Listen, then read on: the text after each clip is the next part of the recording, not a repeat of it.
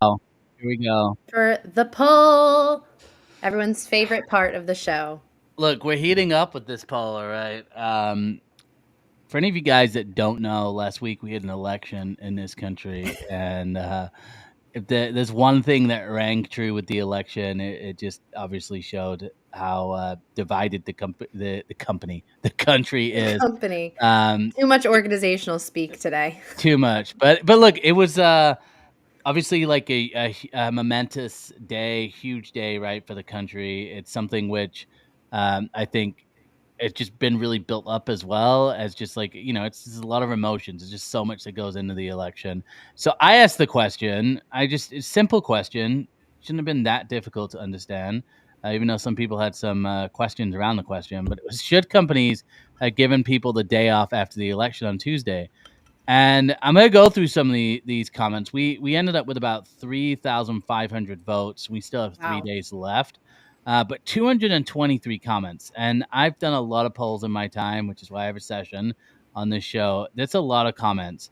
Um, and some of these comments, I'm just gonna go through a couple of them. Someone said, "Why?" And then Just which I why? responded, "Why not?" Because I love to be that. Someone said this is absurd to feed into an already weakening culture where if we don't get our way, we hide and cry. Let people use PTO as they need it, but don't offer as a company a reason to wallow. If somebody's emotionally hurt from election results, they have issues which can be triggered by various things, not just election. And I hope that they would be able to seek the help needed, but on their own time. Whoa. That's aggressive. Senior HR leader there. uh, Wow. which it's just so funny because just everything leads to a company. A lot of people did say that they think we should have election day off or like a morning or afternoon off on the election day, which I thought was fair enough. Somebody else said, "Why? Don't understand this question." And I just said, like, look, it's a late night for people. There's a lot of emotions. Like, either way it goes, like you're gonna have obviously in this day and age, like our country's so split. Like if it goes one way, you have a large group of people who are you're gonna be emotionally invested in it. Goes the other way, the same thing. So it was more of like, doesn't it seem like it could be a decent idea? But Danielle, what are your thoughts? What are your thoughts on this? And how did you think the results of this went?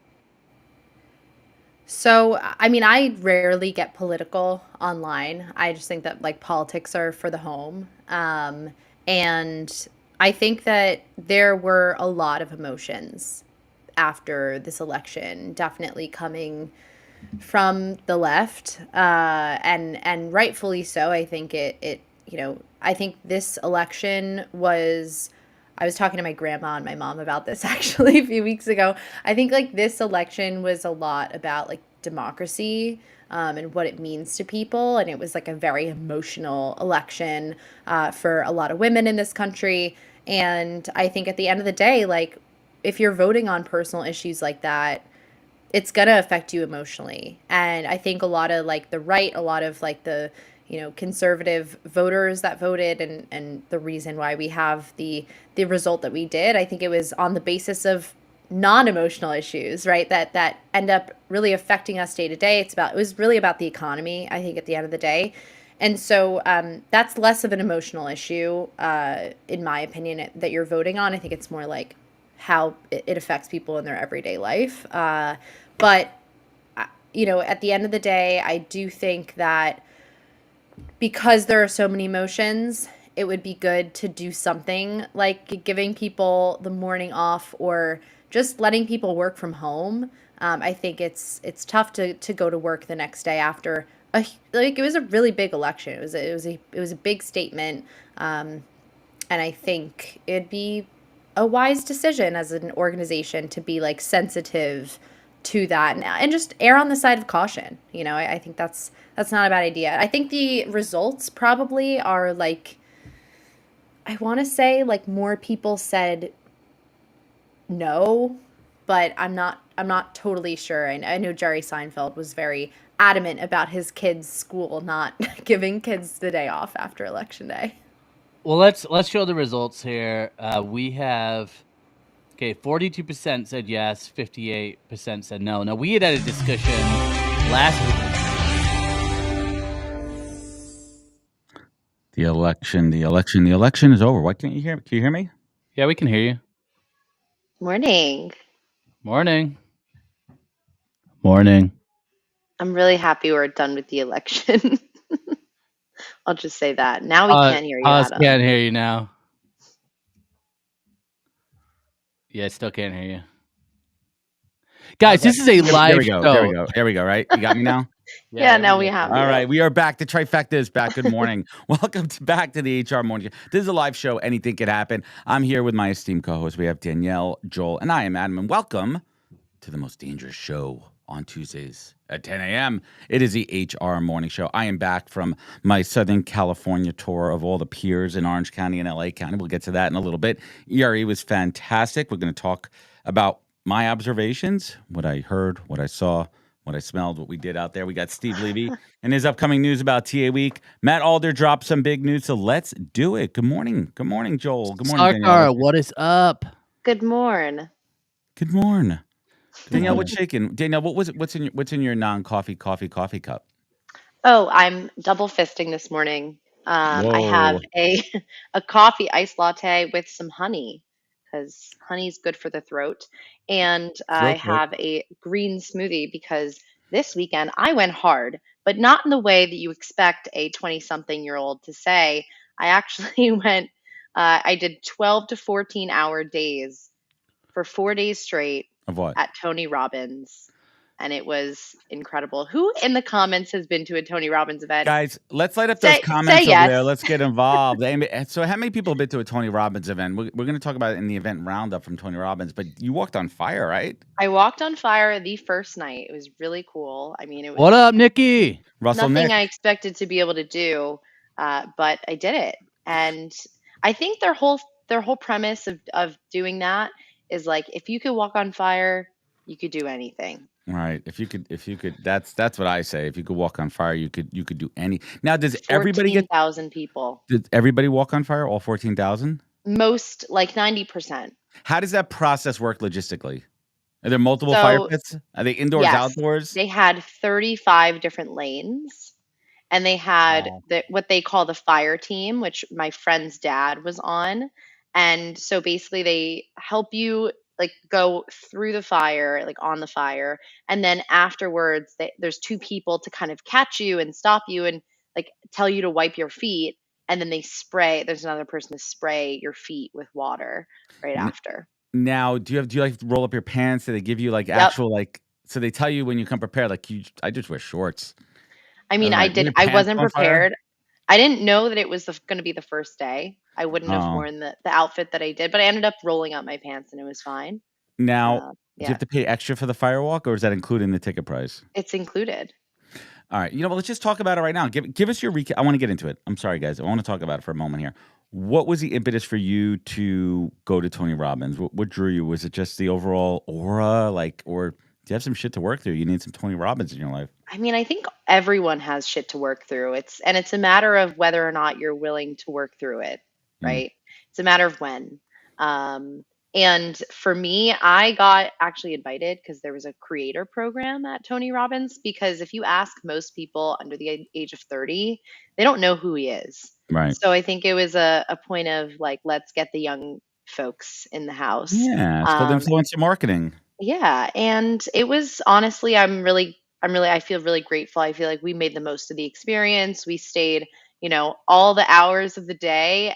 We meal prepped. One of my friends made us there were 4 of us. She made breakfast, lunch, dinner every single day. Do people tailgate for Tony Robbins? Like it's a Prudential Center in Jersey. There's a parking lot there. You could tailgate. So how many days was it? 3? It was 4. How much did this cost if you weren't an invited guest? Like at least $2,000. Holy shit! For the seats we were sitting in was probably like 4. So you're sitting in the Prudential Center for 4 days straight for like 10 hours a day? Yeah. No breaks. That is insane. Who are the other presenter? Like who else is the curriculum? He has like his counterpart. I'm so bad with Dean remembering names. Grazioso? Yeah, Dean was there. Dean was there the 3rd day. There was the woman who we got to get Mike Winnett on here. Jamie something, who sold her company to L'Oreal for $1.2 billion. And then, I mean, there were so many people. Mark Oprah? Hyman made an appearance, but not in person. Master Co, he's like a breathwork energy like guru. A lot of people, but Tony was No. only there on Thursday and Saturday. So you don't even get a lot of Tony Robbins. Like he doesn't even come out for the initial keynote. He does like 12 hours like straight. It's kind of crazy. I just did the What? math here, right? So like you said 14,000 people, and we just said Even 2,000. $2,000 a That's pop. Even 28 million, yo. 28 million, and you're only there for one day, bro. Come on. minus production, minus overhead, minus. Yeah, He's still a minus- nice Minus paycheck. paying speakers. It's minus still a nice whatever. paycheck. It's He still makes it's still, more. He actually makes probably a lot more money on his other businesses. Plus, they had like a virtual way that you could tune in, and so that was an additional. I mean, it wasn't as expensive. I mean, he is a master of all. He is the grandpop of it. So it's very hey, now, impressive. high level. Who would you recommend this for? Or would you? I would recommend this for anyone who's looking for radical change in their life and in the behaviors that lead to a certain outcome in their life. So if you want a different outcome, I would say this is a good jump start. It's a good jump start to get started. Do you feel motivated? I do. I feel motivated to say yes to more things and Yes. yes. Yes, and to raise my standards for myself. I have this takeaway. Always be upgrading. Always be upgrading in life, right? Physically, mentally, career-wise. Always be upgrading. Always be, taking it to the next level. Hey, guys, jump in the comments here. We want to hear what you guys' thoughts on Tony Robbins, thoughts on how you upgrade. And everyone, guess what? You could follow us on purpleacorn.io.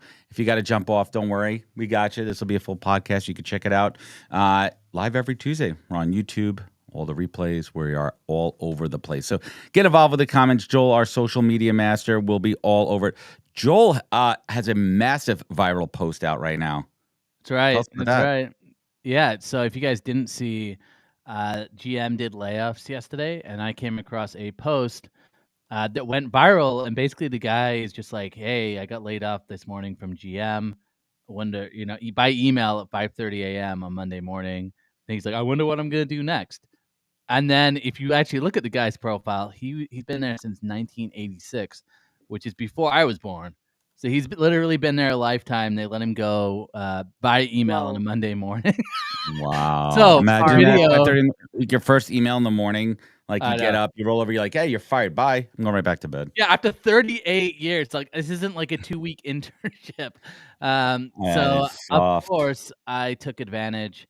And I was like, you know what? Stories really seem to do well. And so I was like, I'm going to just tell this story. And yeah, 500,000 views in 10 hours.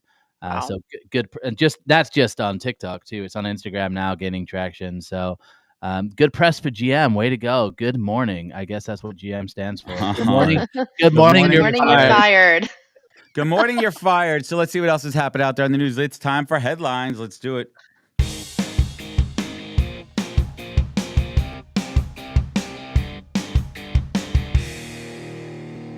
Going on here. What do we got? Straight from the UK. The rise of the hybrid movement. Don't tell me. So here's the nuts and bolts of it, right? Like companies are having mandates. This is coming from the UK. What do you mean mandates? Mandates like return to office, right? Return to office. And then the actual managers are like, I don't want to lose these people. Plus, I don't really. So I know what the company's saying. You got to come into the office 3 or 4 days a week, but if you want to just work from home, it's fine. No one's going to even care. I'm one of those cool bosses, okay? If you want to stay at home and work in your pajamas, you can do it, okay? It's probably an English accent. Like, I'm one of those cool bosses. You could totally stay home. I don't care what Greg says. Okay, he's not our boss. Listen to Todd. Todd wants his team in the office, but Todd, this isn't Todd's team. It's my team. It's my team, okay? And I'm one of the cool bosses, all right? I'm one of the cool bosses. I'm gonna protect you. Okay, watch out for cool bosses. By the way. Now here's the downside of that, right? The contentiousness that's going to happen when one team doesn't have to follow the rules and another team does, right? Depending on the manager, this could cause some real problems, problems in the office. Danielle, what's your take here? Well, I think to your point, I think it will cause problems. I think one of the tough things for the young professionals in the office environment is that, we come to the office and we want connection. We want to up level our careers. We want some consistency in terms of the experience that we're going to get. And I think that the hushed hybrid thing, it doesn't work out well because a lot of people end up coming to the office, not just young people, but people generally. Oh, I just commuted for an hour and a half, an hour one way, and now I get to the office and there's the person that I wanted to connect with today isn't here. It's a ghost town. Yeah, so I think that's like one of the bigger problems that I mean, I think the press does cover it, but I think it's more of a problem than maybe companies think it is. Yeah. You can't have it's a double standard. It's really a double standard, and it's not fair to certain teams. And it's a tough one. What is yeah, so we the got rest? Steven said, and it's weird because unlike LinkedIn, it's usually backwards the names. But Steven said, Boeing laid off 2,000 yesterday here in Seattle in wake of the 6-week machinist strike. GM isn't the only one, unfortunately. Yeah, look, the layoffs are still continuing, right? And I don't want to get into that necessarily right now, but 100%, Steven, thanks for giving us that news as well. That's why it's important to have a personal brand and buy my course, right? Exactly. Now, did you see? So on this whole like remote work thing, Christy Lake, who is a chief people officer over at Twilio, they're a fully remote company. One of the points she made, because she did a whole article that went viral, and basically she made 2 key points. One was they actually are a results-based company, and the remote work has not impacted their results because they built a culture that's results-driven. And everybody knows it, and everybody works remotely and gets results. And then the second thing she said was, like you said, Adam, going back and forth on these policies is terrible, and it creates anxiety with employees. You lose the power of your leadership, and it's like I've said it from the get-go. If you're in the office 5 days a week, amazing. Just make sure that 2 years ago you weren't talking about the benefits of remote work and how it's great, because that's literally what people have done. You can go back and look at executives that wrote blogs on how productive remote work is and how it's great for the employee, and then 2 years later they're backfiring on it. So, well, stick with your guns with this stuff. Why? Nikki said perception of favoritism. Oh yeah, for sure, exactly. Especially when it's like, hey, I got to work from home because of this. Okay, and then Greg from the CFO is like, everyone's got to come into the office for sure. That's how it's going to be perceived. And then Tatiana said, congratulations as well. Congratulations to you too. Congratulations. We made Congrats. it. To all of us. Congrats to all of it. Yeah, it comes down to the double standard, and it's not fair in the office, and there's going to be a demise of culture, and it's going to cause a rift. It's going to cause a separation of those who can work from home and those who cannot. So they need to crack down on this, right? Like, it's just not going to work. It has to be all or none. Crack down on it. I agree.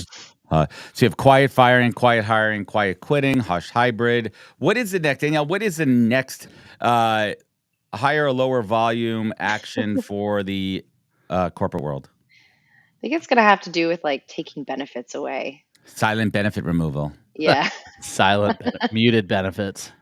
All of a sudden, you just go to the doctor and they're like, that'll be $8,252. And be like, why? Because we took your healthcare. You have no healthcare anymore. They took that away. We just didn't tell you about it. That's terrible. Terrible. Yeah. Terrible. That is terrible. So it's just a space to watch too. And it's also interesting in different hi. Hi, Susan. Hamza said hi. Really? It's just going to come down to consistency and leadership and setting the example and doing the right thing. All or none. I like the idea of like, hey, come in 4 days a week this week, and next week don't come in at all. Like, kind of give people. I have a question. What do you guys think people are doing secretly besides this like hybrid thing? I think they're working. I think they're working multiple roles. I think there's a segment of people out there that are double dipping, and if you can do it, great. Still, I know people double dipping. I'm not going to mention their names. I know people who are double dipping. They work remotely, mostly in tech. And they have the ability to do that with a lot of efficiency. It's good for them. I mean, they're mostly 1099.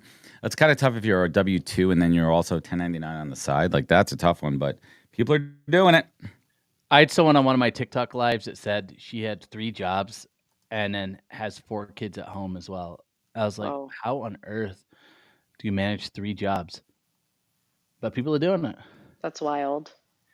I think there's a study out there that shows like more than ever in history right now, people are working multiple jobs, and it makes sense. Things are more expensive.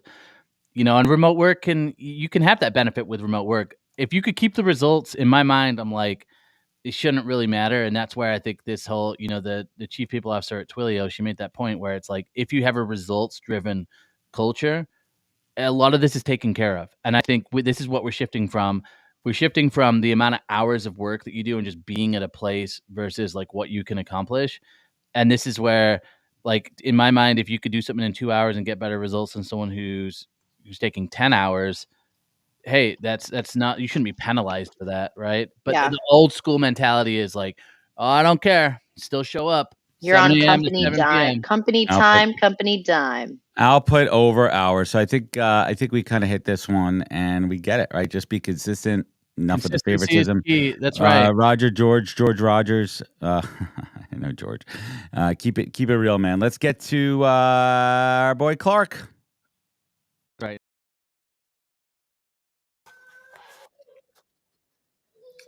I thought we had some music. It's just right now you just have my son crying upstairs.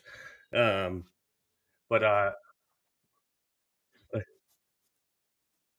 yeah. Hear that thing? It sounds like a raccoon, like crying, and I'm like, wow. And I'm a Are you sure it's not a parent. raccoon? It's a double standard. Once you have older kids, you're like, I don't want to hear younger kids. Clark, what's up, man? What's going on? Yeah, that'll be us in about 3 months. We get the other one coming in February.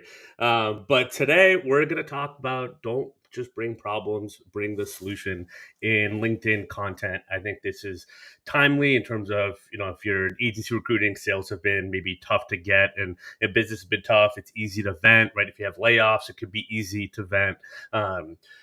And I think we see it on LinkedIn all the time, people complaining, and we unfollow or we keep scrolling, and it's annoying. One of the things we coach, or I coach my clients all the time, is if you notice a problem, you want to talk about it, just make sure you bring the solution, right? People complain about the interview process or getting lowballed, right? It's fair to call that stuff out. We all see it, but what have you seen work? What has been successful? What are your best clients doing? If you're a corporate recruiter, right, and you're trying to draw in candidates and employees to your company, right, what are you guys doing different to solve these problems that most people are facing out in the market? Number two, avoid generalizations, right? Or all companies are terrible at hiring. Why does no one want to work anymore, right? Shout out to boomers. Right? It's unhelpful. It's, you want to keep it, specific, actionable, right? In your experience is typically the best way to approach that. And sometimes even open up the floor for people to have different experiences and share that in the comments. And then three, I always like to say, remember, LinkedIn is not your personal therapist. It's not what you want to treat it, right? This stuff can stick around forever. It's fine to share the low moments, but I think you want to frame it as more like a journey, lessons learned. How you navigate those struggles is important, right? And how you reveal yourself when the chips are down sometimes reveals if you're going to get those bigger moments and those better opportunities, because people are watching. So I'd say before you post, ask, is this adding value? Is this kind of thought through, or am I just venting? Bring value, share solutions, and that's how you stand out. So I'm sure you guys have plenty to say on this topic. Where do we even start here, Joel? I mean, I knew I'd get you guys going. no, look, I think I think across platforms you bring up, you bring up a great point, right? It's not just on LinkedIn. I think For in sure. general the content skews towards highlighting problems, clickbait, those types of things, and I definitely take advantage of that. But I think, to your point, if you want to be known as someone that brings solutions and value, then bring value and solutions. So if you can add value to someone's day through your content, whether that's giving them information that you've generated from AI, like whatever, if you're bringing value to people and it's going to help their lives, on LinkedIn, you will generate inbound leads, you will generate relationships, and you'll be adding to them. I think the reason that people do what you described is because at the end of the day, the problems can be relatable. But like you said, you got to watch out with doing that all the time. Otherwise, you end up like me, having to be a full-time content creator. Right, but it's doing all right for you, right? I mean, but then there's rage bait, clickbait. There's all these different baits out there. That's how you get the eyeballs on it, right? You're using a hook. You're using something negative to bring people in. Just how it works. Just social media. But I would say too, when you meet with people, this is one thing I've been talking to recruiters a lot recently. Like I talked to an agency recruiter yesterday that's just having a tough time with business development. A lot of the large clients are kind of fading, and I said, look, it's the key is when you have conversations with people, you're probably going to have a lot more conversations right now. And the more value that you could just add, whether it's sharing a tool that you've been exploring, whether it's sharing a strategy that you have, and just listening to people's problems and just providing not just solutions with your content, but in interactions with people. That is what that right now is what's going to win. And it's going to win when things start to heat up as well, because you'll be the first person that they think of. But yeah, I think it's challenging for people like that because, it's like you got to make money as well. And I understand that, right? It's why we see it in our DMs, like sell, sell, sell, sell. Lots of people selling right now. And the more you can bring that value, anticipate what their problems are, bring value, the more you're going to stand out at the end of the day.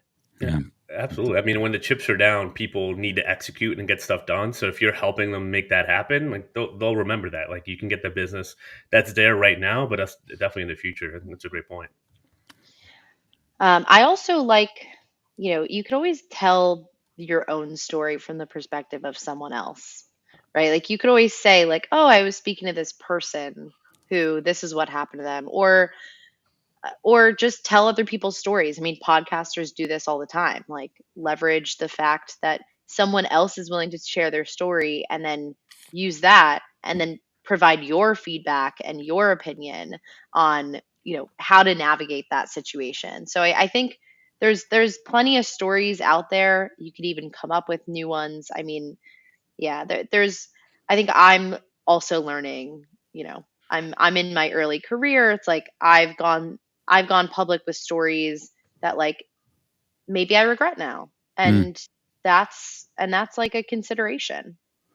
Yeah, Gregory said in the comments, says, in my experience with this platform, it has gone gone more professional, success heavy, but that's not the actual reality. Yeah. I think this is where, like, Clark, there's a fine line, right? It's like sharing your challenges and overcoming, because I do think that people really do relate to challenges, but like you can't just at the same time you don't want to go too heavy with that to where you're always telling these like really dramatic stories. I think people could see through that. And then there's the other side where you don't want to just be, especially if you're on the job search, you wouldn't want to just be like, it's so tough right now. This is, like this company ghosted me, this company ghosted. Right. Because at the end of the day, the recruiter who's going to recruit you or the hiring manager, they're going to check your LinkedIn and be like, wow, this person is just kind of negative. So I think it's like there's a tightrope with this stuff. And then you also have to keep in mind, like, people get vanity views from these really dramatic stories. We all remember that, I think it was 2 years ago, the lady that went viral, like took a picture of like a homeless guy and was like, yeah, I gave this guy a meal. And everyone's just like, dude, why are you like, this is weird. Like, did you just do it for a LinkedIn post? Like, that was Shea Bottom. Yeah. Yeah. Was it Shay? Oh. Yeah. No, was it? No, and then one of those, and then was the car accident one also. That was the other weird one. Anyway, we digress. Exactly. Yeah, but it's an important part because people see that and they see it go viral, and then they think, oh, maybe that's what I should do, and it's like that's not the way to go. Yeah, they don't know what actually turns into leads and revenue on the back end, and I've seen that with people that go viral and can't monetize it. So it's what's going to drive revenue. I've talked about it a few times on here. Sometimes it's the post with 5, 10, 15 likes that drive the most revenue, and it's because they have that Targeted value. Yeah. Yeah, I find that well too. Some of the lower performing ones, metric wise, you get a couple of comments and a couple of eyeballs from people that are interesting, that are potential targets. You follow up with them one-on-one, and that's what counts, right? You can't be everything to everybody. Those big viral posts, great, they get eyeballs and everything, but are they getting the right eyeballs? Clark, what else is happening? What do you want to leave us with? Not too much. We just working away with the digital recruiter. We got the updated operating systems, which everything on LinkedIn, that you need in terms of outreach, content, profile. Wouldn't say just a personal branding course, Adam. I know those are your favorite, but really how to leverage it and generate revenue from your LinkedIn. So just always making that better. Yeah, Joel needs that Donald Trump money song going on over there. Clark, we appreciate you. Everyone check out Digital Recruiter and keep those little ones quiet next time. We don't want to hear them. We appreciate it. No, I'm kidding. We love kids here. I can't do that. Kids. He's a year and a half. I can't do that, Adam, even if I tried. No. You should hear what my little 6-year-old was saying last night. He's all about the F-bombs right now. Yeah. That Long Island Bring him language, on right? air. Yeah. I can't wait. Well, he will be on air soon. I'm gonna have to hit the censor button for him because unless people are cool with that, well, I don't even know what the On your rules- channel, I'm sure it'd be fine, dude. Honestly, and no one's listening anyway. It's all good. All right, Clark, we appreciate you. Have a free good one, man. streamers will be fine with it. It'll be great. Let's get to it. Let's get to the roundup.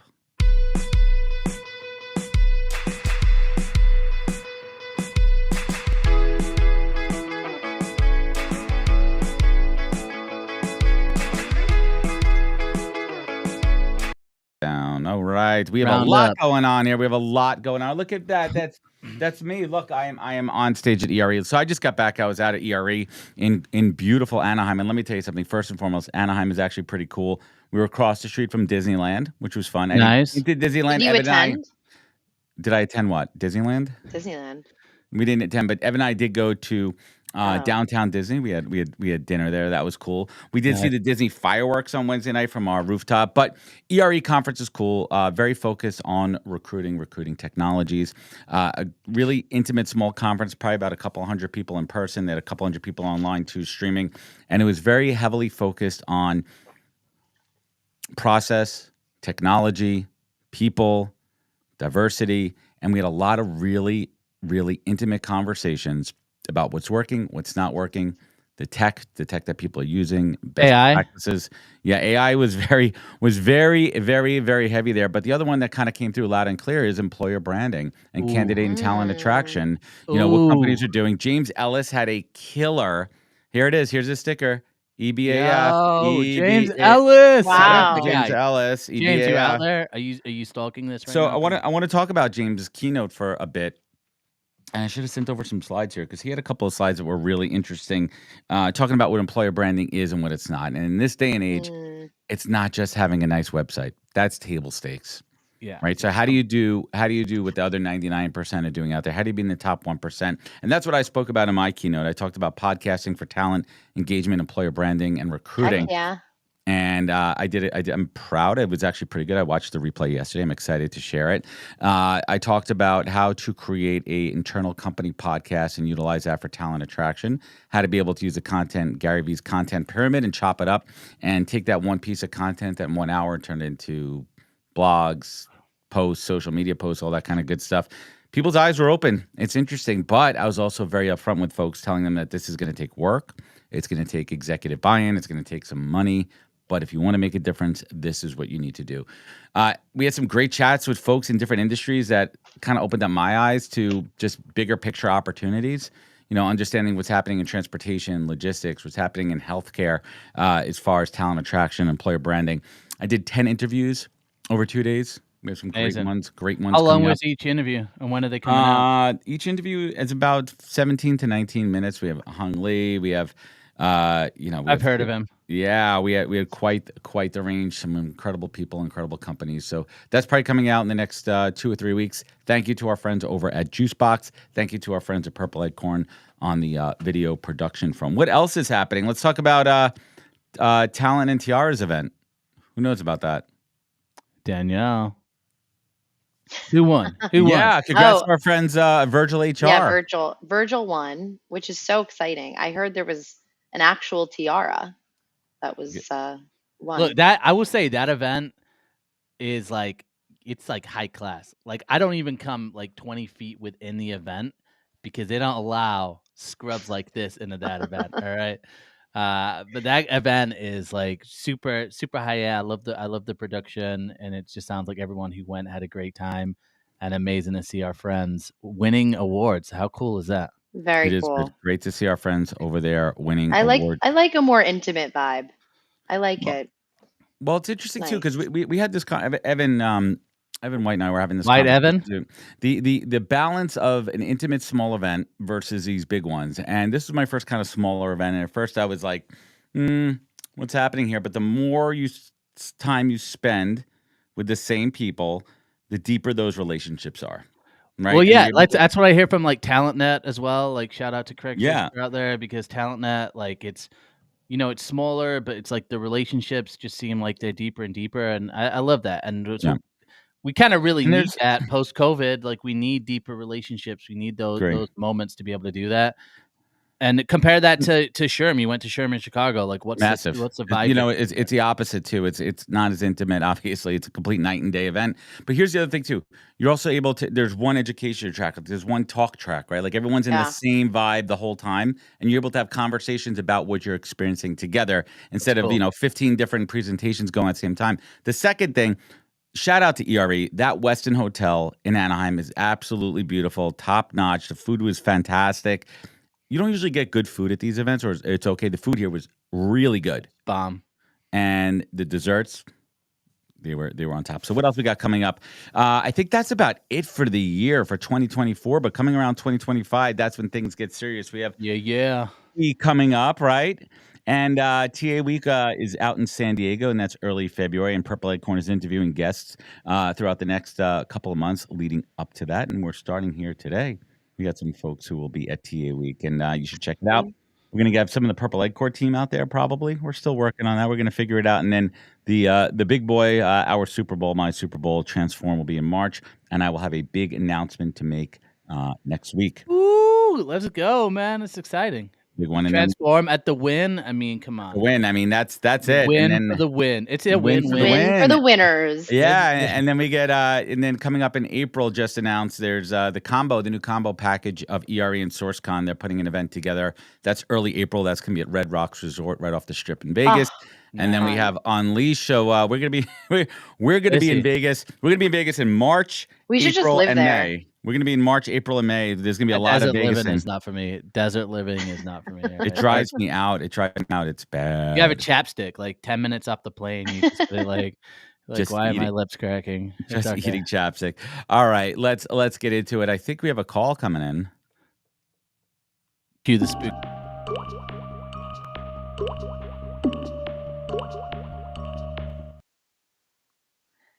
Hello. Welcome, Matt.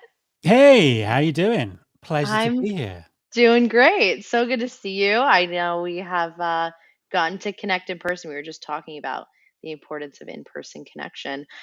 What's up with you? What are you up to? Are you coming back from somewhere? What's the haps? So I've just been listening to you guys talking, and I think I need a new neon backdrop, some killer stickers, and a private plane to Vegas by the sounds of it for next year. But yeah, I'm good. I've been doing a lot of traveling. I run the Recruiting Future podcast, so have been getting back up with the show. 3 new episodes this week, so it's all going on. And yeah, it's been a busy time. I love that. What has been one of the most interesting conversations that you've had recently? That is an interesting question. So I think the most interesting conversation I've had recently was with a Emmy-winning film director called Topaz. He's on the latest episode of my podcast, and he's talking about conversations. So he's run a project where he's filmed 1,200 people having conversations and analyzed the kind of questions you need to ask to build relationships. So picking up on your theme earlier about, talking to people and building relationships. And it's a fascinating conversation. And I think there's a lot in there about what we can learn from a hiring perspective, a work relationship perspective. So yeah, that is by far the most interesting conversation I've had in the last couple of weeks. I love that. And it's interesting because one of the biggest shifts for me in conversations has been around the question of what do you do? And it's typically, because I live in New York, typically the first question someone asks you right after what's your name is what do you do? And I've shifted from asking what do you do to how did you get into your work? And I think that's just like, it's such a different way of asking a question in terms of like the impact and the answer that you get, because then you get a story instead of a title, which doesn't really say much about what you do or who you are. So that's my piece of information for today on conversations, but I look forward to tuning into that episode. I think it's probably a really important one. And I hear little birdie told me that you have some interesting news to share with the world. I do have some interesting news to share. So, as I Drum say, roll, please. yeah, absolutely. So, I've been running my podcast for a long time, about 10 years now. And over that time, I think I've interviewed about 800 people, maybe more, Wow. about all aspects of hiring and TA and that kind of stuff. But I thought that I kind of needed to interview more people and add another channel. And 800 is not enough. yeah, it's not enough. And also, I never get to be on camera. I'm always behind a microphone, staring at my office wall. So, and I'm fed up being told that I've got a face for radio. So, You do. You have a good face. You have a great face. So, on that grounds, I am I'm coughing a lot. I'm delighted to announce that I'm teaming up with Purple Acorn and we're launching a new show in December. So it's Wow, there we go. There we Yeah. are. Yeah, Big lots of applause. That's great. It's going to be called the Alder Hour, which I think is the single best name for a show ever. I mean, you can't really beat that. Can't beat it. Pause is like, excuse me. Yeah, exactly. And it's gonna be a bit later in the day, so it's gonna run on Mondays. It's gonna kind of run sort of depending where you are in the world, anywhere from Monday lunchtime to Monday evening. So kind of a bit of an afternoon, evening vibe to it. A couple of interviews every episode. Got some regular contributors and lots of fun things planned. Wow, I'm so excited. Can you tell us like maybe like a sneak peek of the type of, the weekly kind of things that you'll be talking about, or any guests that'll be joining you? Yeah, absolutely. So one of the big things I always like to talk about is trends. How you spot trends, what's happening, and I think more than any time I can remember in the history of what we do, we are just bombarded with new things and trends and all that kind of stuff. So one of the things that we're going to look at every week is, which trends do we really need to watch and which ones can we potentially safely let pass us by, which is a dangerous game to be in because, as we know, you never quite know what's gonna happen next. So that's certainly something that we're going to look at, alongside interviewing some great people and just having some great conversations. I love that. I always like to say, strong opinions loosely held. You got to be ready to be wrong. Absolutely, you just have to be very agile with your thinking, and I think that more so than any other time, it's almost like what you thought was true yesterday might not be true tomorrow. So true. It's kind of like you're moving in a certain direction, but you have to really kind of think on your feet with the speed of change, particularly with technology at the moment. Yeah. There's no truth, but there's no truth, right? We're getting so philosophical. I'm like getting confused. Statement for this time in the morning. Literally. Yeah. But all right, so that's really exciting. Who is like one or two guests that you're excited to have on in the earlier, episodes of the show? Who could we look forward to hearing from and watching? Well, we're still very much in the planning stage at the moment. Okay. So I don't want to kind of make promises I can't deliver in terms of who's coming on. I feel like Andy Cohen. I'm like trying to get as much information as possible out of you. No, absolutely. But I think the similar people to the sort of people who are on my podcast, that kind of thing. Slightly shorter interviews, but just a different. It's great to do a different format, and I think the live part of all of this is kind of really exciting. I think it's very different from recording podcasts that are kind of considered and potentially edited and that kind of stuff. It's kind of like more spontaneous, what's going on in people's heads, reacting to the issues of the day. I think my podcast is very evergreen and don't really necessarily cover the news of the week or particular things that are happening in the moment. So I'm really looking forward to having conversations that do that. I like that a lot. I mean, I will just say, be prepared for the realness of a live show, which I'm sure will be entertaining. Just Absolutely, like when we we popped on today and Adam was muted. So that's always a possibility. Just a warning. The randomness, the risk of it all is all part of the fun.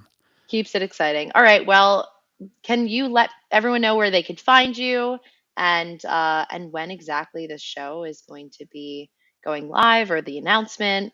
What can we look Of forward to seeing course. from you? Of course. So you can find me on LinkedIn. My podcast is Recruiting Future, recruitingfuture.com. And we are looking to go live, I think, on the 9th of December with this. So a little bit of time left yet, but it'll be kind of early December when the first show airs. I think So airs is that the exciting. right word to say? Yes. Probably. I need to learn this kind of live Airs, video, goes live, TV jargon stuff. Yeah, definitely. Well, welcome to the Purple Acorn Network, Media Thank you very Network. much. We love it. So excited to see what comes of this show, and good luck. So excited to tune in to the first one. Thank you very much. Of course. All right, let's move on. Bye, Matt.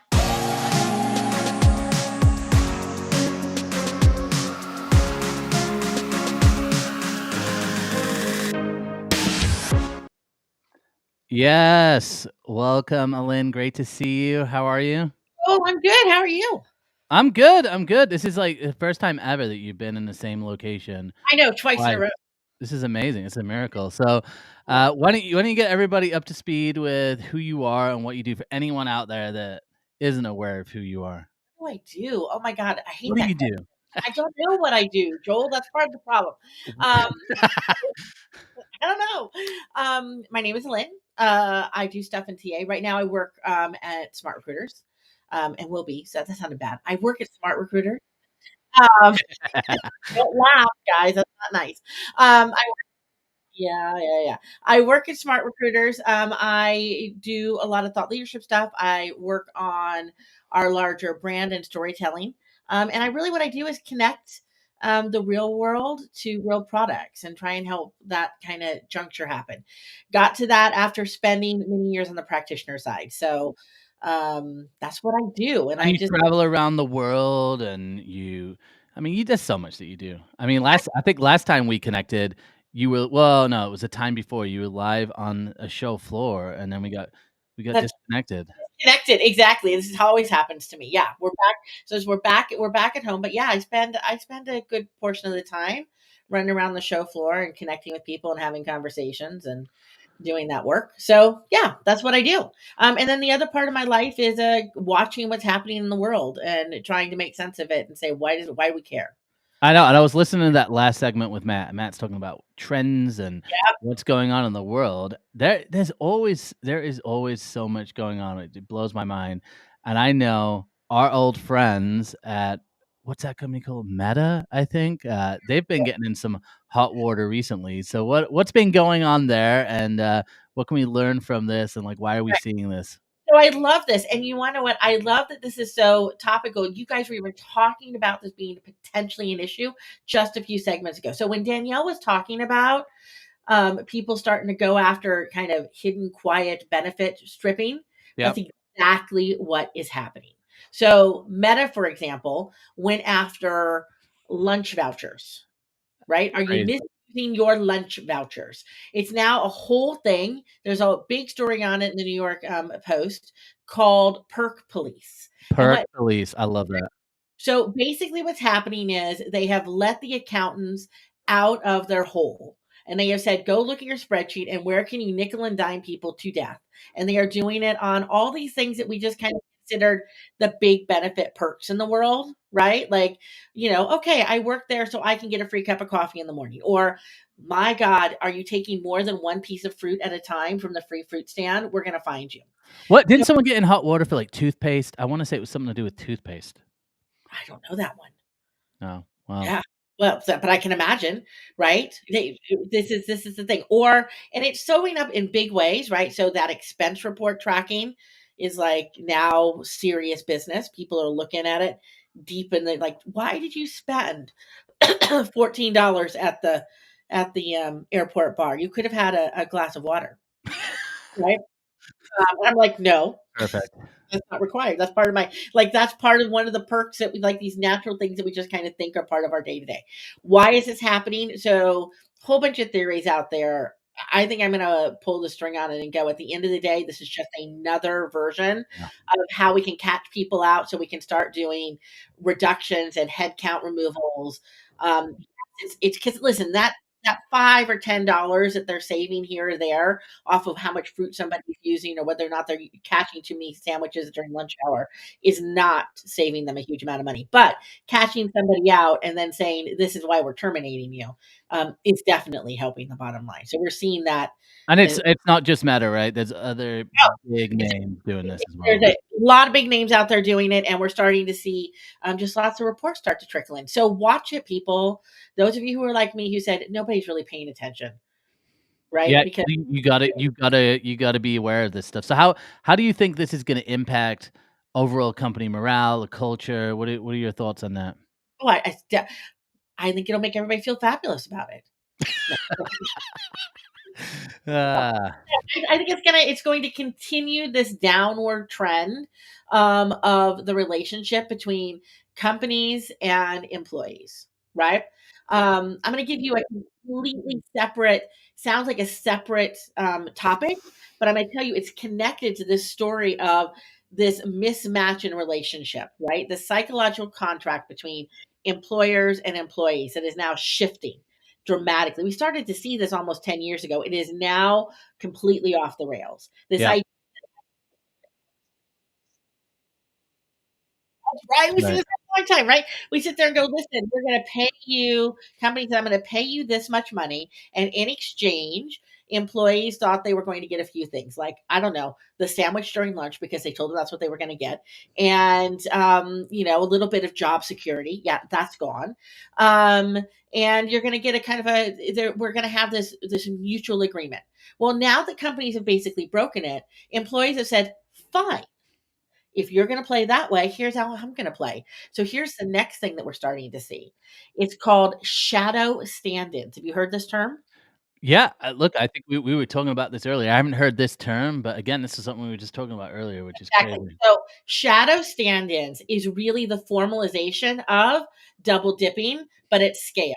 So double dipping is, I'm going to work over here for this company on my remote job, and then I'm also going to work over here at this company, and nobody's going to really know the difference, right? But it's me doing the labor. I'm just like, crack. I'll stay online an extra 5 hours during the day and get an extra report done. Yeah. We talk about shadow stand-ins. What we're really talking about, particularly in the tech space, but it's happening in many other roles, individuals who are hiring other people to do their work for them at lower cost, right? And then basically sucking in the profit off of that. So this isn't completely new. It's like contract staffing. It's contract staffing, but I'm doing it on my own. Why do you care? The work's getting done. And I'm mad. It's Pfizer helps me do this. Upwork helps me do this. Remember that book that came out? God, I don't even know how long ago it came out. The 4-Hour Work Week. Yeah. You guys remember that? Yeah, Tim Ferriss. Right. There was a basic premise in that, which basically said there's a majority of work that you're doing that is transactional in nature, that you could probably do, and it would cost you less money, both if you kind of consider time and effort and et cetera, to hire it out. And then so what we're starting to see is it's actually starting to happen at scale. And companies are freaking out because what do you do with that? Do you care? Do you not care? If the work's getting done, does it matter? What are the implications of that? What is the risk and liability of that? I mean, if you're worried about somebody stealing an extra piece of fruit, God, imagine what it feels like when they're not even doing the work.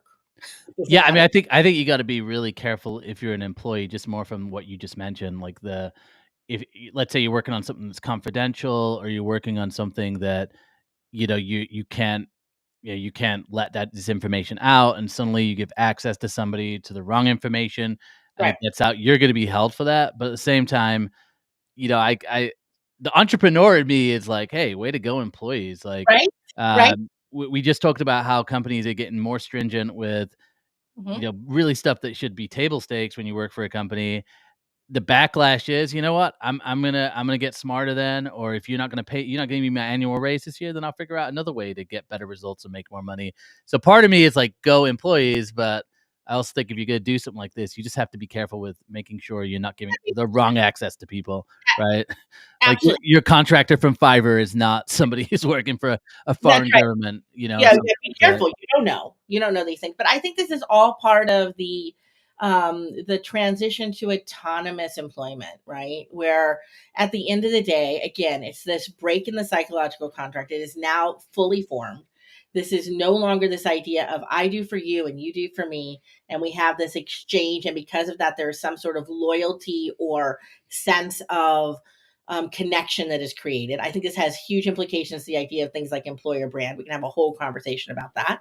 But this disconnect means at the end of the day, I don't have to trust whether that company has my best interest at heart. I have my best interest at heart. I manage my own destiny. I'm an autonomous individual. And maybe I'm not interested in being as risky as a freelance gig. Maybe I'm still Is it really though more risky? And this is a huge thing, right? Like I don't know if it is. it's stability. Does stability even exist anymore? I mean, That's in reality, right? It doesn't. I mean, I'll go off on that. It doesn't, right? Exactly. And so people are figuring out their way to navigate their way around it. So the backlash, my friends, to all of these fabulous new world constraints that companies are putting on employees is employees are saying, fine, figure it out myself, and catch me if you can. Well, there you go. You got from the perk police to shadow stand-ins. We have stand-ins. We have the trends each week. So, Alin, where can people find more information about you? Where can they connect with you? Absolutely. So you can connect with me on LinkedIn, on TikTok, on Facebook, on all the places.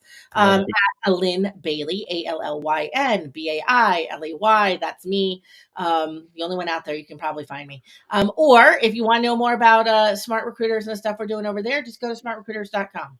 And I love it too. Your videos have been on point recently. I want to give you a shout out for that. I think your video content is spot on, and I'm obviously a huge fan of anyone that's doing video as well. So way to go with that. Thank you. I'm back on it, and just I have committed to back now that I'm back in my house for more than 1 week at a time. I'm getting ready to pull out the camera again. I love it. Awesome. Thanks, guys. Thanks, Lynn. Bye. We'll see you next week. Bye. All right.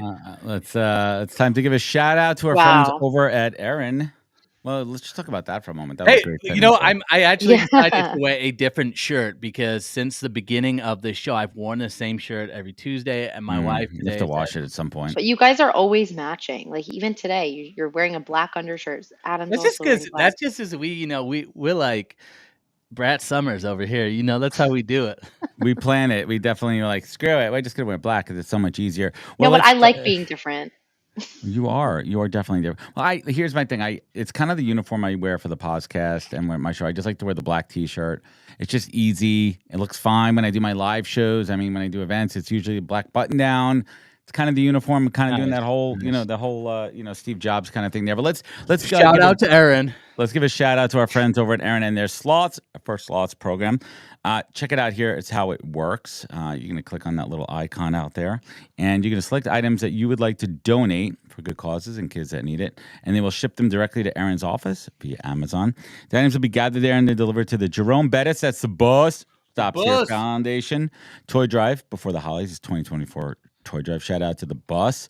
And ERIN's starting with $500 in gifts, and they will match every gift sent in with a stuffed sloth. Let's go. Gift, not a branded one. This won't be an ERIN gift. I don't think all these kids really need there's the ERIN. toys. And already filling up. That's after 1 week. Yes, you also need to email marketing@erinapp.com with a proof of receipt for what they're donating. I love how there's a purple Acorn hat just in the middle of that. That is some product placement. Look at that. Look at that. Right. Some kid is going to be so happy to get a purple Acorn. I've always wanted that. Oh my God, Mom, can I get a purple Acorn hat? Little Tommy, what do you want for Christmas? I want a purple Acorn hat, Santa. Don't worry, White Evan's coming through and hooking it Evan White is coming to town. You're getting a sloth. He's like the Oprah. You're getting a sloth. But seriously, ERIN is awesome. Best employee. He's the Oprah of ERIN. Well, look, in a lot of these industries, we don't talk about this a lot, but like in manufacturing, in healthcare in particular, employer referrals are massive. So like actually being able to engage your employees with this is huge. It's hard to find nurses. It's hard to find this labor, Right. hourly labor people. And if you could set up an actual system that works with ERIN, you can gamify things. You can get those results. So I'm a huge fan. Yep. There's a need for this. Check out ERIN. Check out ERIN. And guess what, too? When we were at the area conference last week, we're having lots of talks with folks about what are they using for employee referrals. A lot of them are using old systems, literally just exactly spreadsheets and just sending an email out. They always go payroll handle set. Yeah, just get your $1,200 referral. But it's more than that. It's more than compensation. It's about utilizing your employees as brand ambassadors, right? Your network Huge. is net worth. Exactly. So shout out to our friends over at ERIN. Check out, you can get your own sloth of your own, purpleacorn.io/free. Yeah, sloth in a rocket. It's irony. It is. Let's get to it. Thank you.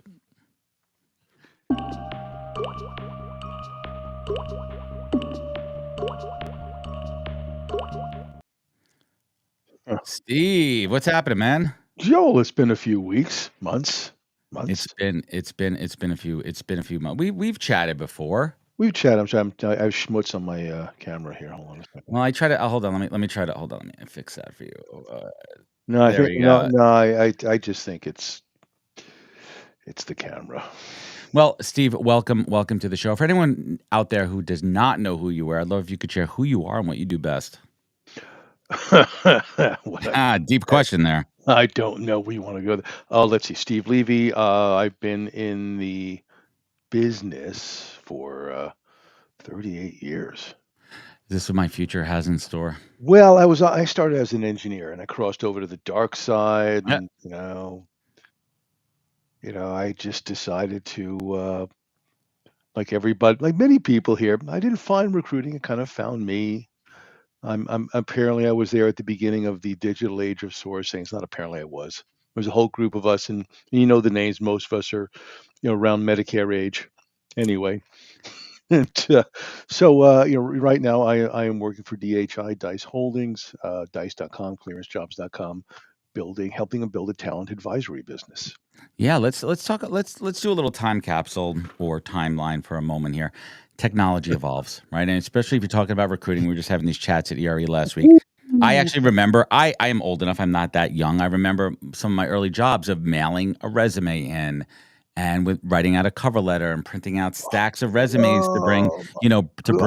But obviously technology evolves, technology changes, and you have to change with the times. When it went from, job postings in newspapers to the first, Monster Indeeds of the world, and now fast forward to we're at this age of AI. Does it scare you, Steve? Does the technology scare you, or are you embracing it and jumping in head first? There's no such thing as a former Marine, a former Jesuit, a former bartender, or a former engineer. I'm still an engineer at heart, and I was, quote, building, the early AI systems in the 80s. So it's been around. It's Lisp Prolog, stuff like that. It's nothing here bothers me. There's a book, The Structure of Scientific Revolution by Thomas Kuhn. It talks about these paradigm shifts, and whether it's the wheel, whether it's fire, whether it's the wheel, whether it's the industrial age, whether it's PCs, bringing PCs into an organization, which I did, whether it's turning on, the internet, which I did. This is after Al Gore created it. I thought he created that. No. Al Gore is older than I am. But all these paradigm shifts, they're scary. They can be scary if you play the, from Quadrophenia, deaf, dumb, and blind kids. Who reference right there for everyone? Yeah, that was from Who's Next. That was from Tommy. That was Quadrophenia. Okay. Who's Next was Bob O'Reilly, but that's a whole other story. But all these shifts have done a couple of things. They have eliminated older jobs and created new jobs. And forced a small faction of each shifting era to come up with things that weren't even conceivable. And so whether it's the PCs, which were going to obviate the need for all these these mechanical data entry people, into ledgers and then transcribe those to other ledgers and then roll those up to the internet, to Y2K, which was supposed to shut down every Wipe us all computer in out. the world because they weren't sure if computers could read get past the 1904 problem, to everything subsequent to that. If you're going to let change scare the crap out of you, you're going to be replaced. It's as I've said, and I know Joel has heard me say this a few times, but the more inhumanely we treat the people we covet, the greater the likelihood we'll be replaced by a non-human down the line. You can't. Can you make up humanity? Can you code humanity? Into a system, and right now, no. Not there Yeah. yet. Sentiment is not fully there And yet. notice what I said, not yet. Come Not on, yet. I grew up reading Ray Bradbury and Isaac Asimov. Check out the Terminator, right? But Well, seriously, yeah. let's get like lift up the hood a little bit and talk about those actually functions in sourcing. I am playing around with a lot of tools. I am deeply versed in what's happening out there. Those sourcing tools are pretty good. They're pretty accurate. Yes, they take the right human input, the right data in to get the data out, but it's an efficiency standpoint. It's able to synthesize job descriptions, have multiple data sources, and operate a lot faster. So is that going to put a lot of folks out of business, out of jobs potentially? It depends. All into doing something, other skill sets and upskilling. Well, look, you have to really peel that statement apart, Adam, because garbage in, garbage out. Right now, the one thing that I think it's on us. We're to blame for not questioning the what the technology truly means, and how it's really used. For example, I've said this a long time ago. If it's written in Python, it's machine learning. If it's written in PowerPoint, it's AI. There is an inordinate amount of stuff today. I was at HR Tech with a couple of you ding dongs, and I think of the 483 or so exhibitors, I think 480 had AI somewhere up on there. Or they just strapped it onto the end, right? Oh, look, we have AI. Well, that's sort of like an investor type thing. Yeah. And so you ask them, so tell me, where'd you come up with your AI? Tell me about your algorithm. What data sets did you use to train it? Did you bring any experts? Who were they? Blah, blah, blah, blah. Come on, man. Now you got to be able to sift through it. Don't piss on my leg and tell me it's raining. Well, the other part, Steve, is not every organization needs it. Maybe there's certain tools and elements of an AI-enabled ATS sourcing. But that's okay. To go full AI is when you don't need it. It's a different story. Just because you feel that you want to be ahead of the curve. Our company's ahead of the curve. We're going all AI. You may not even need it. Well, is sometimes good enough is good enough, and I'm not going to as much as we make fun of the Blue Devil. It's the easy button. By the way, for those that don't know, the Blue Devil is LinkedIn. Yeah, the easy apply. And not just easy apply. That's called easy annoy, because it's the easy annoy button for recruiters. Like, oh damn, I got another 2,000 easy applies, and you throw in the AI apply tools, which are not AI anyway. It's all machine learning, and all of a sudden you go, how am I going to get through this crap? Oh, I'll just turn on the AI filter in my ATS. Oh, we're getting there. We're getting to bot versus bot. We're there. Look, I remember HR Tech was at 2017. Anybody who was there, correct me. Y'all remember Wade and Wendy and Drew Austin? They're great. Yes, Danielle. I know Danielle. That's where we first met, and it was it was great for the day, and it really pushed things. First mover advantage. But at some point, the people are getting wise to, is it live or is it Memorex? Is this a real person? And I think we don't want to desensitize human beings to not want the human touch. Like, I'm going to say, look, I'm as technical as anybody in this profession, but it still comes down to, if you're making a major life decision, who do you want on your side? I want a human. being. Yeah. How about a human?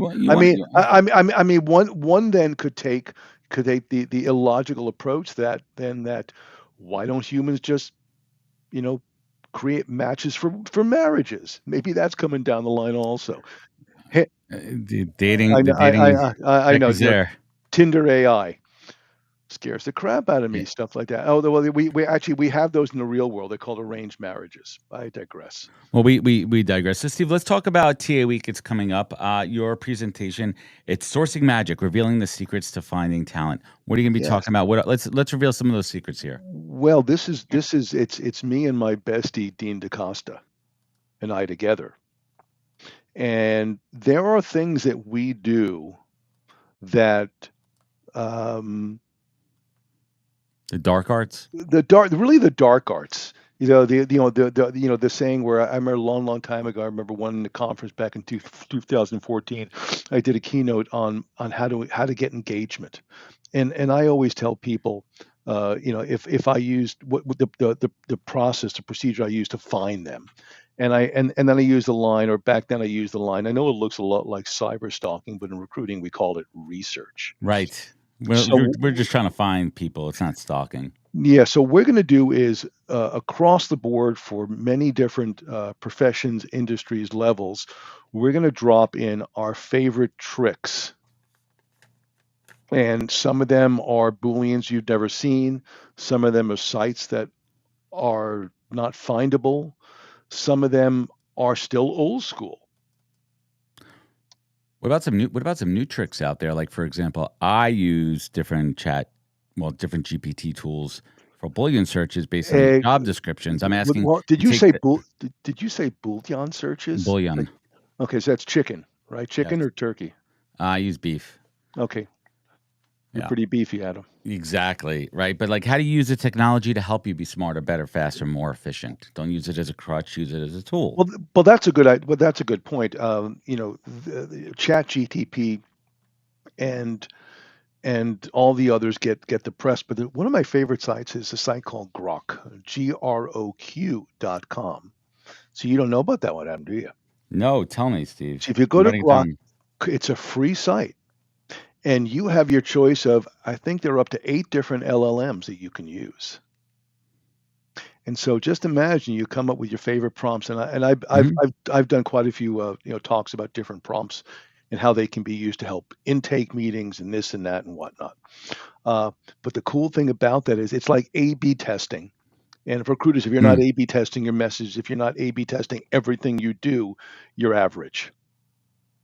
And so the nice thing about Grok is you can take a prompt and you can run it through the different LLMs, and then you can ingest all the different LLMs, all the different responses, and then create and synthesize something from those.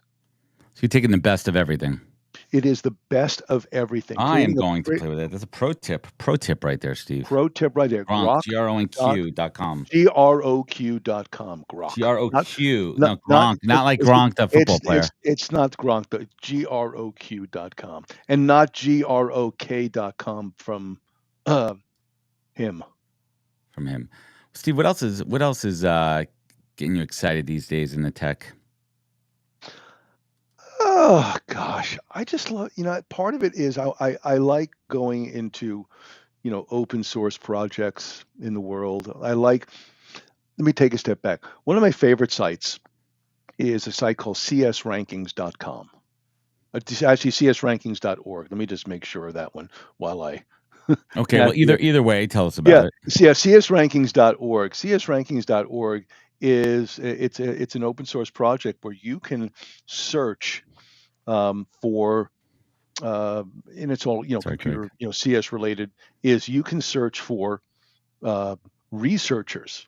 And the cool thing about it is let's say you're looking for robotics and vision and robotic vision, AI and robotic vision. It tells you all the unis that are the most prolific publishers. You click on it, you go to the top professors, and they're almost all the same. Excuse me, too much coffee. You go to the labs, there are specific labs, and it gives you a list of all the current students, the former students, that's like a sourcegasm. There's really nothing Oh, better than that. wow. That's some Or strong coffee there. let me just add a I'll have what he's having. I just want a little vocal effect to that. It's a sourcegasm. All right. Just in case you were wondering. Easy, Joel. Joel's thinking, how can I use this for my wife? Whoa, hey now. No, that's okay. We're getting a little raunchy here on the HR morning show. So you should see what happens when we get live. Oh, I've been there. I think I was in Vegas with you at HR Tech. We've seen how this crew rolls. So, Steve, we need to leave a little bit of a teaser here, right? Because we're all about teasing and sourcing. That's what we do over here. So, give us like a little bit of alpha. Give us a little bit of some new stuff you're going to share during your keynote. Actually, it's not so much new stuff. It's repurposed stuff. It's going back to the playbook. It really is back to the basics. It's like, for example, look, site searching from LinkedIn isn't dead. It's not dead. You just have to know how to play around with it. Good morning, Evan. Good morning, White Evan. Yeah, you got to learn how to massage it, right? You got to get it warmed up.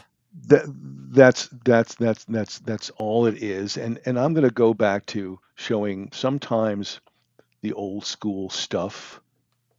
Stop banging your head into thinking that everything has to be online. I'll give you one here that's worked for me for 25 one more freebie. Almost 30 years. I am not kidding. I'll go with you, Adam. What's your favorite grocery store? Where do you shop? My wife. You're an idiot. Trader Joe's. Okay, so with Trader Joe's, with every Trader Joe's, there's a community board. Right. And so, have you ever? Let's say you're looking for arbitrarily nurses. I know you're going with this.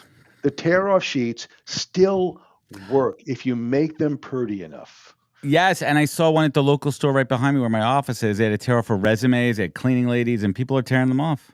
And they are tearing them off, especially if you say and this is, I'm being somewhat stereotypical here, but for the nurses stuff, you'll get a free candy bar with every call something like that. But it's stupid. It's stupid. But we give out sauce on this show. So. But how fancy? The fancier you make it, people will contact you. I love those Microsoft Word design, the pictures. Look. The bottom line is the people we covet do the same things as we do as human beings. Mm-hmm. So go where they are. Go where they are. So, Steve, we got to keep this one moving here. We appreciate you. Where can folks find you? Where could they connect? Where could they learn more? You can find me on the Blue Devil, Levy Recruits. You can find me on Insta, Levy Recruits. You can find me on Blue Sky, Levy Recruits. There's a pattern here. Yes. It's all Levy Recruits, Levy Recruits. All right, Steve. We appreciate you. Check out Steve, and thank you for joining us. We'll talk to you soon, guys. Now on to Surge with Bye. The weather.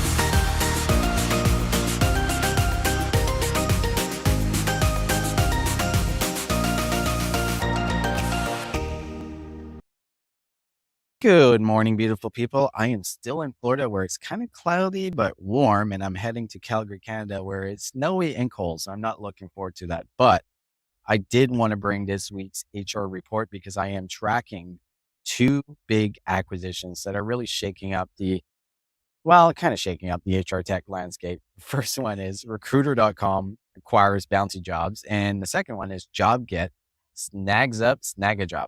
I want to break it down for you. First of all, it's Recruiter.com. So Jesse Tinsley has been acquiring companies like crazy the last couple of years, and I think this might be one of his boldest ones yet. For those unfamiliar with Bounty Jobs, they're basically a recruitment marketplace where employers can connect with third-party recruiters. And this acquisition seems like a pretty strategic move on their part. It does expand their footprint. I think it can give them access to a larger network. And I think we're going to see more of this consolidation across the board. But I think there's a twist. This deal could mean increased competition for traditional staffing firms.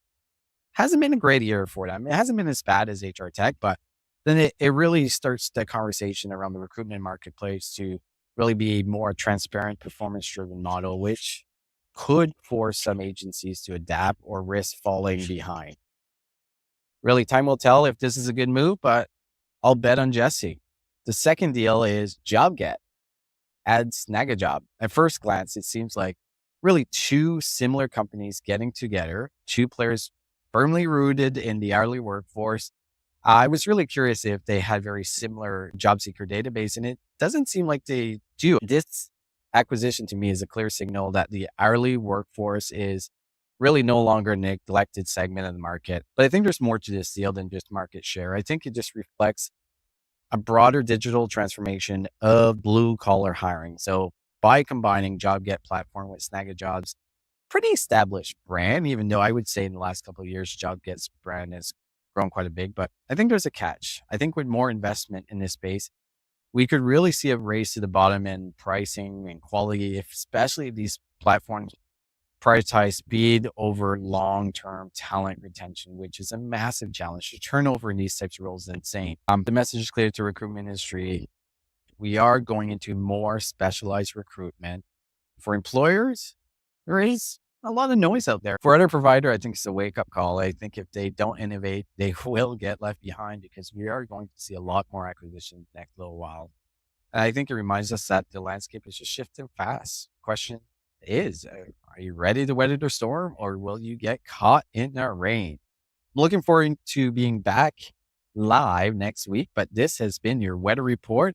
So back to the panel. I'm curious what you guys think. Are we going to see a lot of acquisitions in the HR tech space at the end of this year and going into next year?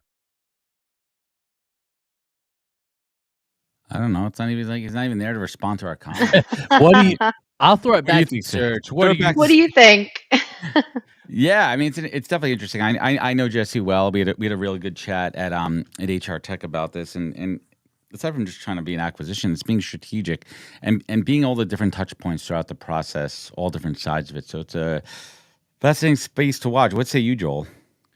Yeah, I mean, to be honest with you, I hadn't heard of bounty jobs for a while. I know maybe like 7 or 8 years ago, I'd heard about it as like a way for agency recruiters to kind of partner up. And I've seen a lot more of these types of I've seen a lot more of these kind of marketplaces popping up over the last couple of years. So it'd be interesting to see, what Jesse's able to do with that. And I mean, when it comes to acquisitions, I think Jesse is going to keep on doing acquisitions. He seems to. I mean, he's done a lot over the last few years. So, but yeah, I think too, like we're going to see a lot more of this M&A activity within the recruitment space, because I think a lot of companies have actually just had challenging years, and so they're in positions where it's either partner up and work together, or or sell the company. And Right. I feel like a lot more companies are thinking that way. Well, So and most acquisitions in this space kind of happen on the downturn when the price is devalued. Yeah. yeah, exactly. Let's be real about that. I think these things happen in cycles. Like we went through a cycle where Wade and Wendy got acquired like 4 years ago now. So I think we're probably ready for another cycle. I'm excited for more acquisitions. I think when I think about like the recruitment space, the talent acquisition, employee experience, like the entire ecosystem, I think there's just way too many tools out there.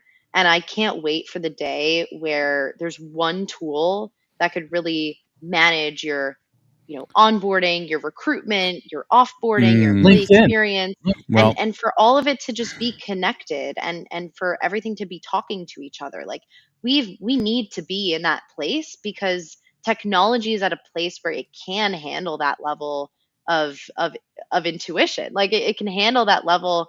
And it's just, I we're think going to see one that. of I think one of Right. the problems is just that we're not there yet in terms of the acquisitions. Well, it's interesting. There's definitely going to be consolidation. We're also in the place of innovation. There's always going to be innovation, but right now you have Yeah. specific niche innovators in certain elements of the HR and the TA tech process.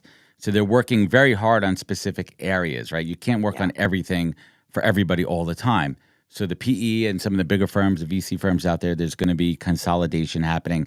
I spoke about that with Rebecca Carr from Smart Recruiters in the space. Some of the bigger platforms that need to evolve, some of the more legacy ATS platforms that are going to acquire in addition or to innovating. We're going to take those pieces. We're gonna acquire those pieces to make our platform better. So we're getting there. Some of them are pretty cool. I love what Rippling's doing out there. There's some great tech going on over there. So interesting space to watch for sure. And anyone out there listening, you better bet that your friends here at the HR Morning Show in Purple Acorn, we have our ear to the ground. This is what we do when we go to the events. We're listening. We're talking. We're interviewing the thought leaders out there and bringing you that firsthand. So this is your place. This is your source. What else, guys, before we sign off here?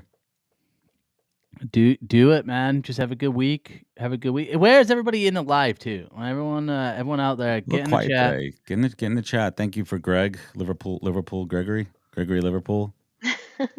Legend. Yeah, look, guys, I would say, look, we're coming up to, holiday period. So if you're looking for a job, because I know a lot of people who follow me, they're looking for jobs. There's two ways to think about this. I do think that things do get a little more challenging with scheduling, but companies still need to make hires. And I know a lot of job seekers, they start to slow down right now. I say pick it up. I think particularly if you're a recruiter and you've been looking for a job for a while, I think, you really need to start thinking about freelancing and contract work. I see a lot more contract work out there. So, I think getting a plan for 2025 to be able to come out of the gates as well is huge. And taking this time to be able to do that is massive. I know for me, 5 years ago, I spent like 2 weeks really kind of planning the future, planning what my content was going to be, like what my goals were. And it was just such an instrumental time for me. So like that could be you with this season. And it's like, don't wait till 2025 to try and get ahead. Start right now. That's going to be me. I love that, Joel. I think I'm definitely on that train of just went to Tony Robbins. I'm hyped up on that. Feet on fire. Whatever that is. Yeah. And now I'm about to get a surgery next Friday, actually, on my ankle. So I'm going to be in bed. I'm going to be immobilized. And I think it's a great time to think about the future. I think honestly, I used to love working over the holidays because it was such a quiet time and no one would bother you. I think I would recommend that anyone who can to take some more time out of their day to just focus inward, focus on what you plan want. Your work your plan, right? It's a great time to think ahead. It's a great time to think what's been good for you, what's not been working for you, and use that time to just breathe. Right, take that moment of air, right? Do some box breathing, dragon breath, whatever your preferred breathing techniques are, and open up your portals, open up that third eye, and look to the future and make it happen. So we want to thank our friends over at ERIN. Stay tuned for Hire Her, a Talent Collective podcast. That's every Wednesday at 11 a.m. What's up, Adam? 2 o'clock on the East Coast. And check out my first job with Mike Wood and more coming soon. And do not miss, we had him here today, the Alder Hour, premiering on Purple Acorn Monday the 9th at noon. Just real Pacific quick, time. doesn't Matt, he just has that smooth voice, man. I would almost I think for my 2025 I'm gonna just start talking and trying to do an English accent because what did you have one? Weren't you born with one? I was born with one, but it wasn't like that. Mine was like an up north weird accent. And anyone from England, like the Oasis guy. Yeah, you talk funny. I'd be like, "You right, mate? How you doing?"